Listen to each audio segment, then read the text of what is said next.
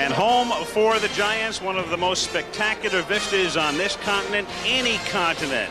Downtown San Francisco in the background, and we zoom into Candlestick Park in the southeastern corner of this city. For the first time in 27 years, a World Series game will be played in Candlestick Park. The Battle of the Bay continues. Game 3 of the 1989 World Series, the Oakland Athletics against the San Francisco Giants. Hi, I'm Chris May, writer, producer, and host of This Day in Weather History, now in its second year from the Weather Network in Canada. Today, I recount a moment that I remember as if it recently happened. I can see it that clearly. I skipped a tutorial class in order to race back to my dorm room to see Game 3 of the 1989 World Series. This day in weather history. The San Andreas fault line began to form in the mid-Cenozoic era about 30 million years ago.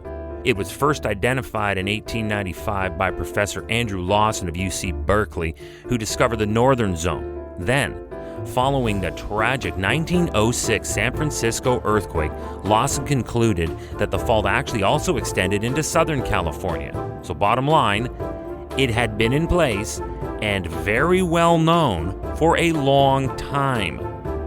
But that apparently did not stop the construction of cities full of unreinforced brick buildings in the area.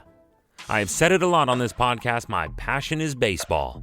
I love the history, tradition, stories, strategy of this almost 200-year-old game. There had been a day off between games 1 and 2 while they moved venues from Oakland to San Francisco.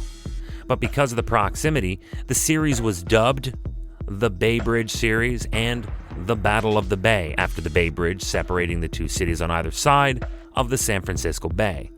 I was watching the pregame when veteran colorman Tim McCarver was recapping Game 2 when the A's' Dave Parker hit a drive into right field corner, and then the Giants' Candy Maldonado seemed to hesitate before throwing late to second base, allowing Jose Canseco to cross home plate with a run. Follow me, I'm getting to something. It was then when suddenly the picture scrambled and the audio started to flicker in and out. It all happened so fast. But then you heard play-by-play legend Al Michaels say, "I'll tell you what, we're having an earth..." And with that, the game was off the air, and the panic board went up. During that pregame, a powerful 7.1 magnitude quake centered in the Santa Cruz Mountains rocked the region from Santa Cruz clear through to Oakland. After this, the World Series was forever known by another moniker, the Earthquake Series. When the television feed was restored, players, officials, emergency staff were all on the field with their families, and there was an audible ovation in the sold-out stadium, possibly from relief, possibly from nervous tension. Though the stadium withstood the shaking, much of the rest of San Francisco was not so fortunate. The city's famed Marina District suffered massive damage that continued for days. In 1972, a strict building code was instituted to build earthquake-resistant structures and retrofit existing ones.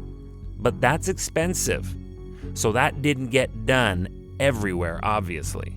So therefore, there were whole neighborhoods built before 1972, ill-prepared, and in an area of the city where there was no underlying bedrock. Therefore, the liquefaction of the ground caused by the Earth's tearing resulted in the collapse of many homes. But that was just the start of the dominoes to fall. Burnt gas mains and pipes also sparked fires that burned out of control for nearly 2 days. Then there were those bridges I mentioned earlier that had previously been celebrated as symbols of the two cities battling for baseball's greatest prize. The Golden Gate Bridge shook and waved, but the Nimitz Expressway and the San Francisco-Oakland Bay Bridge were demolished.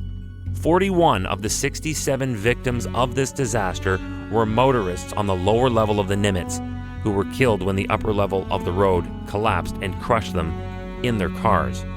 The dollar figure was estimated to have been closer to $5 billion in 1989 USD, and is still one of the most powerful and destructive earthquakes ever to hit a populated area in the United States. The dollar cost of the tragedy, cleanup, recovery, and rebuild contributed in part to a deep economic recession that the state of California suffered in the early 1990s. It was known as the Earthquake Series, the Bay Bridge Series, and the Battle of the Bay. And it was interrupted by a powerful 7.1 magnitude earthquake this day in weather history. Tomorrow is October 18th, and we're going back again for more 2005 hurricane action. Now, this record-breaking 2005 Atlantic hurricane season included 3 of the 10 most intense Atlantic hurricanes ever. Hurricane Wilma was the most intense tropical cyclone ever recorded in that Atlantic basin, and the second most intense tropical cyclone recorded anywhere in the Western Hemisphere. That's tomorrow, when we look back at the day when Wilma became a hurricane and then went nuts. On this day in weather history, with me, your host, Chris May.